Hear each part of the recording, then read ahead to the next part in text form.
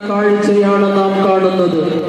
ഈ പൊരിഞ്ഞ വെയിലത്തും നിങ്ങളുടെ കൈകളിലേക്ക് ഒരു പിടി തബറുക്കിന്റെ ഭക്ഷണം ഏൽപ്പിക്കുന്നതിന് വേണ്ടി ഈ കഴിഞ്ഞ ദിവസം 24 മണിക്കൂറിലധികമായി ഒരു കോണ കണ്ണടയ്ക്കാതെ നമ്മുടെ സഹപ്രവർത്തകരും ഈ മടവൂർ CM മഖാം പ്രദേശത്തെ നാട്ടുകാരും നമ്മുടെ ചുറ്റുഭാഗങ്ങളിലെ സഹോദരന്മാരും വിശിഷ്യ നമ്മുടെ സ്നേഹനിധികളായ പ്രവാസികളായ സുഹൃത്തുക്കളും അഹോരാത്രം പരിശ്രമിച്ചുകൊണ്ടിരിക്കുകയാണ്.